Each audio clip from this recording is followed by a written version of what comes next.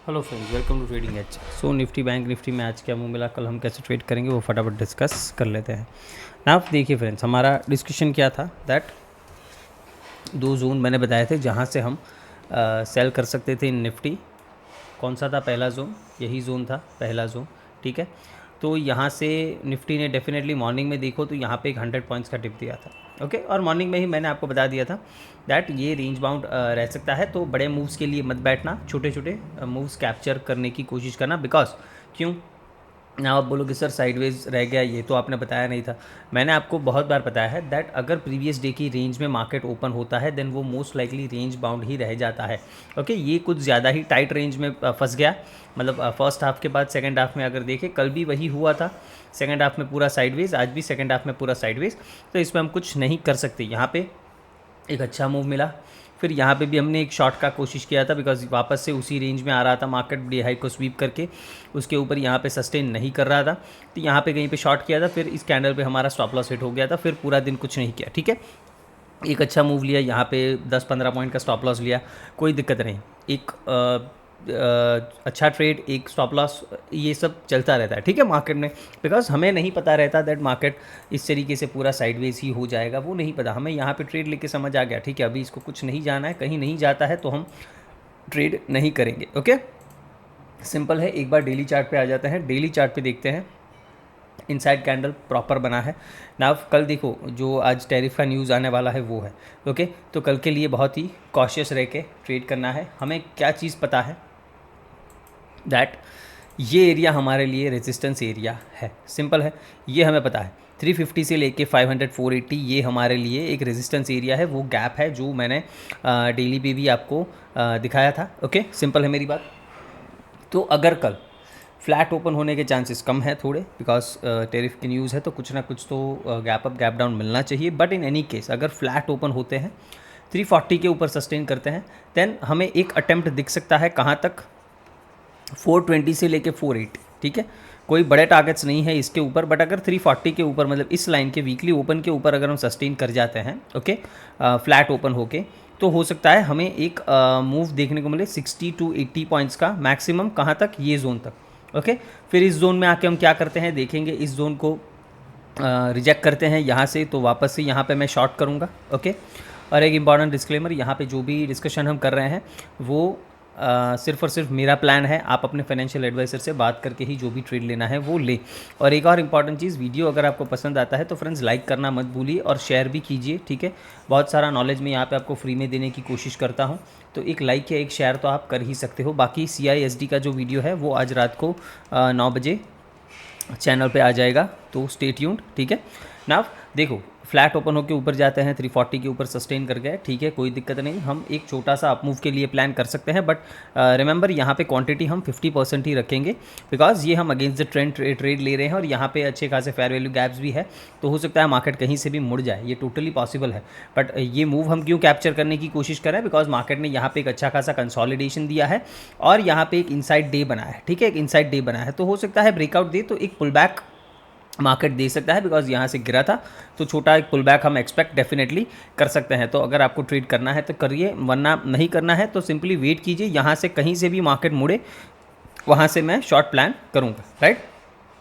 Simple है ना। अगर हम गैप अप ओपन हो जाते हैं, मान लेते हैं बड़ा गैप अप 100-150 पॉइंट्स का गैप अप ओपन हो जाता है, उस केस में याद रखना है ये हमारा रेजिस्टेंस एरिया है। गैप अप को, गैप डाउन को चेज़ तो बिल्कुल भी नहीं करेंगे, सिंपल है, चेज़ बिल्कुल नहीं करेंगे। पहला हम कोशिश करेंगे कि रिवर्सल फाइंड आउट करें ना। मान लेते हैं गैप अप ओपन हो जाता है, यहाँ पे कहीं पे इधर टैप करके मार्केट रिजेक्ट करता है, बेस्ट अपॉर्चुनिटी होगी सेल करने के लिए, ओके, सिंपल है, बेस्ट अपॉर्चुनिटी होगी। मान लेते हैं गैप अप ओपन होकर इधर सस्टेन करके मार्केट 500 के ऊपर सस्टेन करने में, मतलब कर देता है 500 के ऊपर सस्टेन, देन हम डेफिनेटली एक अप मूव देख सकते हैं, कहाँ तक, 640 तक, ओके, 23,640 तक, मतलब वो फिर बाय ऑन डिप मार्केट हो जाएगा। अगर हम 23,500 के ऊपर सस्टेन करने में कामयाब हुए तो डेफिनेटली हम यहाँ से 640 देख सकते हैं, और वो क्रॉस हुआ देन 750, ये स्विंग हाइस, मतलब 750 730 ये लेवल्स तक हम ऊपर जा सकते हैं। तो कल बड़े मूव्स आने की पॉसिबिलिटी है, ओके। तो इस चीज़ को आपको ध्यान रखना है, सिंपल है मेरी बात। नाउ व्हाट इफ़ हम गैप डाउन ओपन हो जाते हैं। देखो गैप डाउन भी मान लेते हैं, यहाँ से 100 से 150 पॉइंट गैप डाउन ओपन हो गए, मान लेते हैं हम ओपन हो जाते हैं समवेयर अराउंड 150 या फिर 200, ओके 23 150 200 इसके आसपास। तो यहाँ पे एक चीज़ याद रखनी है दैट 200 180 180 23 180 एक स्ट्रॉन्ग सपोर्ट है, बिकॉज यहाँ पे अच्छी खासी पुट राइटिंग आज हुई है। तो ये जो जोन है 200 से लेके 180 ये एक स्ट्रॉन्ग सपोर्ट है। डायरेक्टली अगर मार्केट यहाँ पे ओपन होता है देन हाई चांसेस है मार्केट यहाँ से पहले एक बाउंस करे, फिर वो मुड़ना है तो मुड़े, राइट। अगर न्यूज़ कुछ इतनी भी ख़राब नहीं हुई तो हो सकता है हम गैप डाउन ओपन हो जाए, इधर गैप डाउन ओपन हो जाए, फिर यहाँ से ऊपर की रैली स्टार्ट करे, ये भी एक पॉसिबिलिटी है। तो ये एक सपोर्ट एरिया है। अगर यहाँ पे ओपन होता है और आपको कोई भी छोटे टाइम फ्रेम पे एंट्री मिलती है, आप एंट्री कर सकते हो on the call side. Simple है मेरी बात, ये चीज़ आप कर सकते हो बिकॉज ये एक स्ट्रॉन्ग सपोर्ट है। नाउ इन एनी केस अगर गैप डाउन ओपन होके भी मार्केट एक 15 मिनट का कैंडल इसके नीचे क्लोज कर देता है 130 के नीचे, सिंपल है, तो हम सीधा सीधा नीचे के टारगेट्स देखेंगे। कौन सा? 23,000 से लेके 22,950 ये टारगेट्स हम नीचे के लिए प्लान करेंगे। अगर हम इस लेवल के नीचे सस्टेन होते हैं 15 मिनट, मतलब एक भी 15 मिनट का कैंडल इधर क्लोज हो गया, वो गैप अप ओपन होके हो या फिर गैप डाउन ओपन होके हो, फ्लैट ओपन होके हो, कभी भी इसके नीचे 15 मिनट मार्केट सस्टेन करता है, पुल बैक के बाद ट्रेड करेंगे 23,000 से लेके 22,950 इसको हम टारगेट कर सकते हैं, इसमें कोई दो राह नहीं है। बट जो भी है गैप अप गैप डाउन को चेज नहीं करना है without any confirmation. Gap down open हुआ, इसके नीचे 15 मिनट का कैंडल क्लोज हुआ, कन्फर्मेशन मिला, ठीक है, पुल बैक लेने देंगे, फिर जब प्राइस मुड़ेगा तब ट्रेड कर सकते हैं। सिंपल है मेरी बात। तो इस तरीके से आपको प्लान करना है, चेज़ बिल्कुल भी मत करना। अगर कुछ भी ऐसा होता है जो आपके प्लान में नहीं है, राइट, हो सकता है मार्केट ओपन ही 23,000 पे हो जाए, हो सकता है मार्केट इस जोन पे ओपन हो जाए, तो यहाँ पे वापस हमें दिख रहा है कि ये एक सपोर्ट एरिया है, 23,000 साइकोलॉजिकल नंबर है, तो हो सकता है यहाँ से हम एक पुल बैक ले फिर नीचे आए, तो ये पुल बैक भी आप प्ले कर सकते हो, ये भी टोटल पॉसिबिलिटी है। तो इस तरीके से आपको लेवल्स को प्ले करना है। जब हमें पता है एक बड़ा इवेंट है, मार्केट कुछ ज़्यादा ऊपर नीचे ओपन हो सकता है, तो उस टाइम पे लेवल्स बहुत इंपॉर्टेंट हो जाते हैं। हमें पता है कि एक्सट्रीम ब्यूरिशनेस इसके नीचे आएगी, बुलिशनेस इस लेवल के ऊपर आएगी, तो ये लेवल्स को वॉच करना है।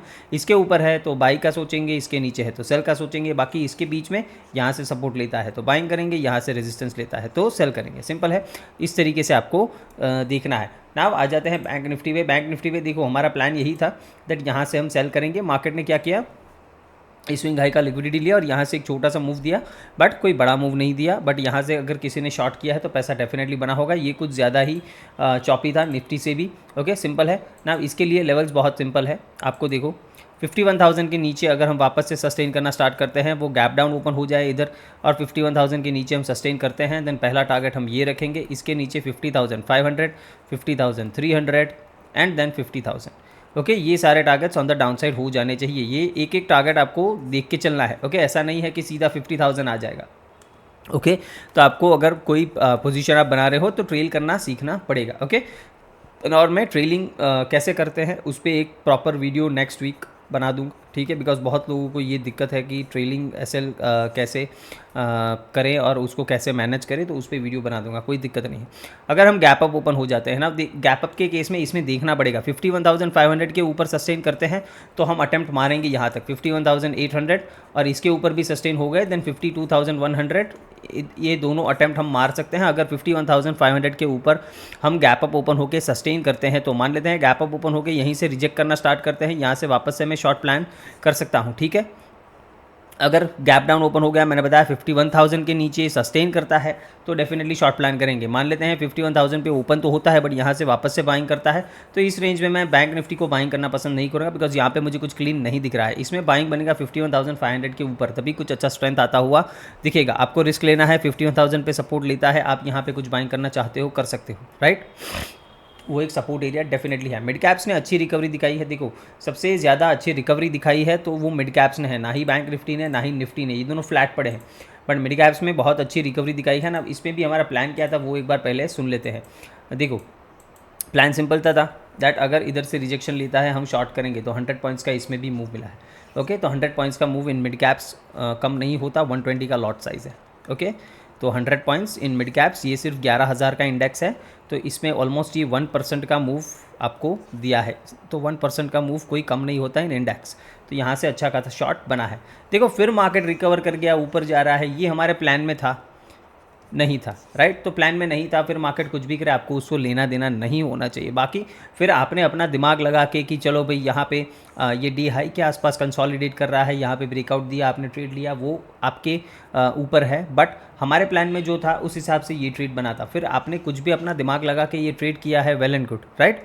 नहीं किया है तो भी कोई दिक्कत नहीं, मैंने भी नहीं किया है, सिंपल है, मैंने भी नहीं किया है ये बाइंग का कुछ मूव ना। इस लेवल को डिलीट कर देते हैं। मिड कैप्स में डेफिनेटली एक अच्छी रिकवरी दिख रही है। एक बार इसका डेली चार्ट देखेंगे, देखो अच्छा खासा रिकवरी इसने दिखाया है ना।